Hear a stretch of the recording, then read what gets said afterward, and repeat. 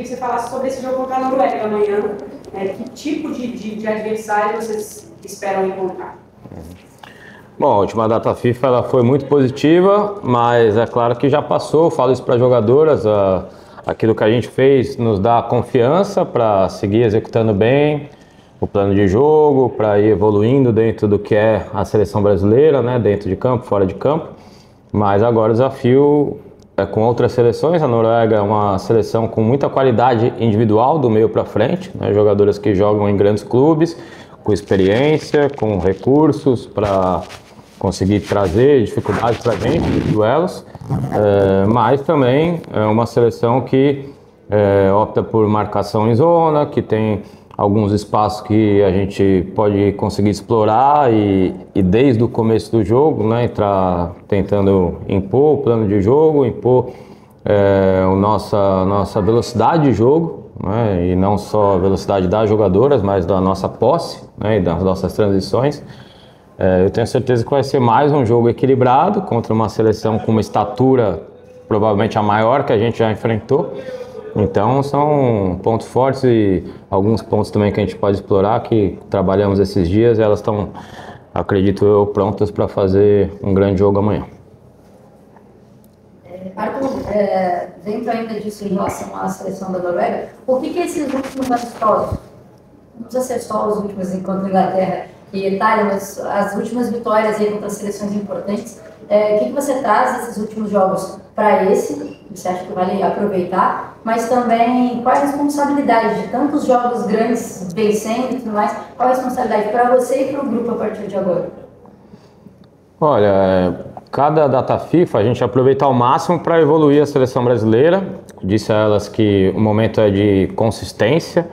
A gente fez uma ótima data FIFA, a gente tem resultados expressivos desde que eu assumi, principalmente a prata, né, olímpica, e vencer todas as seleções que nós enfrentamos. Então, todas as 20 seleções que a gente enfrentou, a gente venceu até o momento, mas isso não nos traz nada se a gente não seguir evoluindo a cada data FIFA. Então, a Noruega é uma seleção, como eu disse, vai nos trazer bastante dificuldade pela qualidade das jogadoras no meio para frente, pela sua compactação, pela sua ser uma seleção experiente.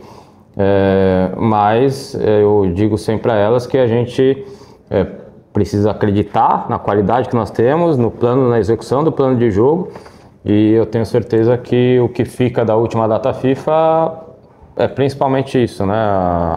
Elas conseguirem executar muito bem contra a Inglaterra e abrir 2-0, que nos deu a vitória depois, e que a gente ficou com uma a menos e ficamos nos defendendo muito, obviamente, uma grande seleção. E contra a Itália também ter um pouco mais de chances claras num jogo muito acirrado. Eu acredito que amanhã o jogo menos, né, de confronto como foi o da Itália, e o jogo vai fluir um pouco mais como foi o primeiro momento contra a Inglaterra. E que bom, são grandes jogadoras, o importante é enfrentar esse nível de seleção. Mais que um desafio, é uma escolha, né, que eu fiz desde que eu cheguei, que tem feito com que elas evoluam. Né? A gente vê a sua evolução em cada jogo, tá cada vez melhor. O que você vê desses últimos jogos que você fez, que vem consolidando e que vai ajudar muito no jogo amanhã contra a Noruega? Eu vejo que assim, eu venho crescendo muito, e não tanto aqui, mas tanto no clube também. Eu acho que é um pensamento de sempre querer mais e sempre tentar ajudar a equipe. Eu acho que isso está me ajudando muito e tá me fazendo que eu possa voar mais, sabe? E que eu possa ajudar tanto o Brasil aqui, tanto o Atlético de Madrid também.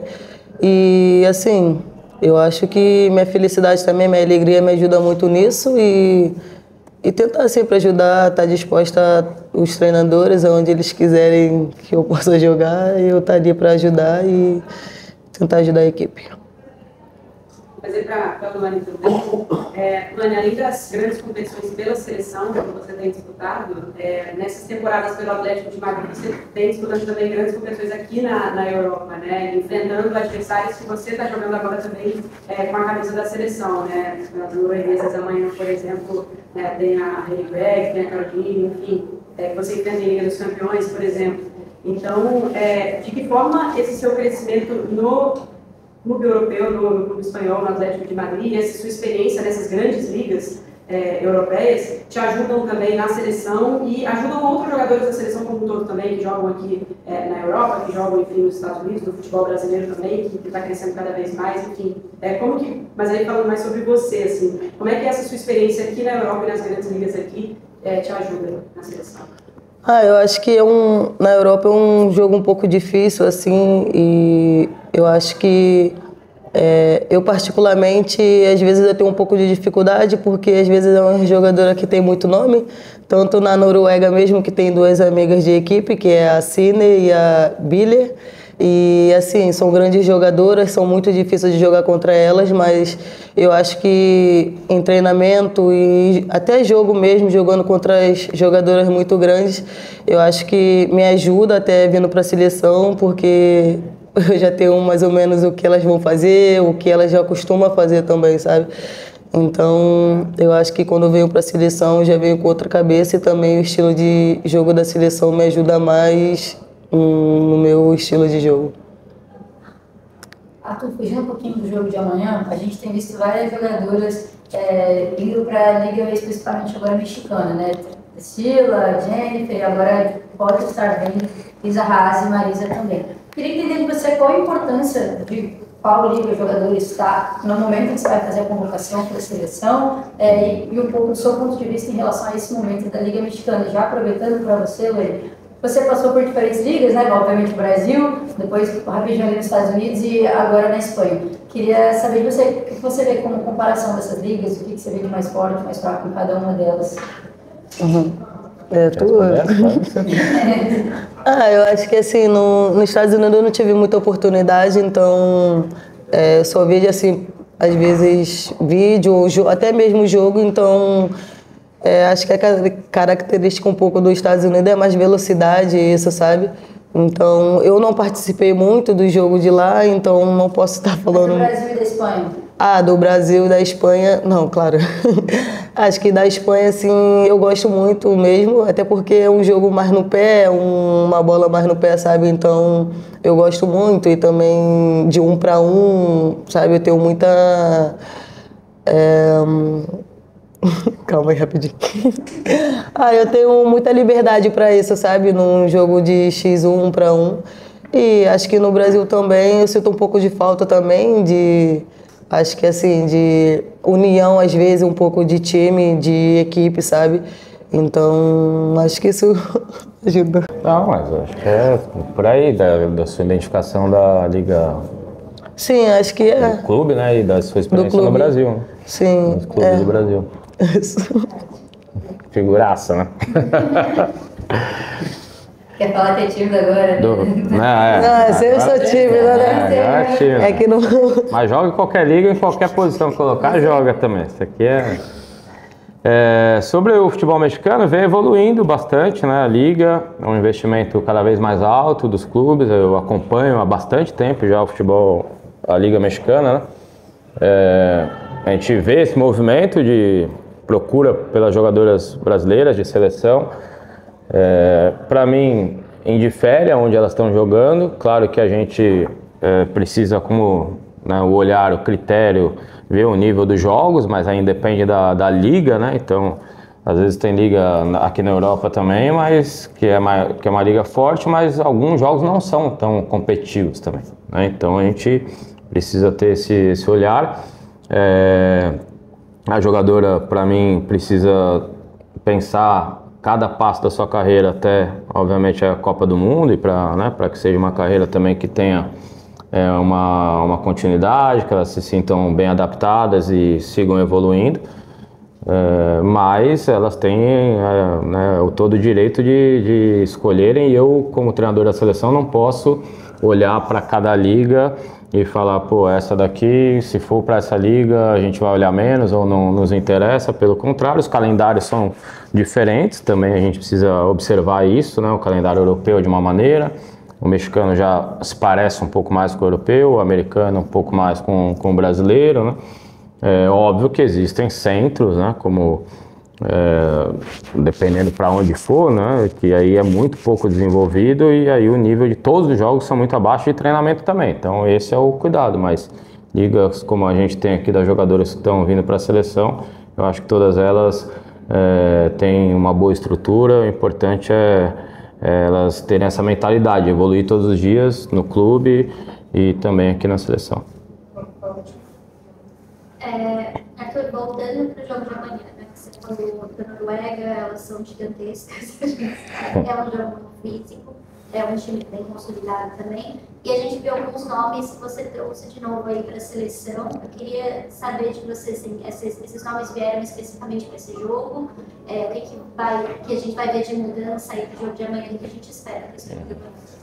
Não, nenhum nome vem especificamente para um jogo ou para uma data FIFA. Todas as atletas que eu trago para a seleção, eu trago como uma projeção, para incluir dentro de um processo. Esse processo, ele para mim, desde que acabou as Olimpíadas, até a gente fechar o grupo para a Copa do Mundo, ele é um processo que busca resultado, né, para nos trazer confiança, para confirmar que a gente tem sido feliz no plano de jogo, nas escolhas, na forma que o Brasil joga, mas também é um processo de oportunidades, né, de dar oportunidade para muitas jogadoras, tem acontecido, e elas estão respondendo.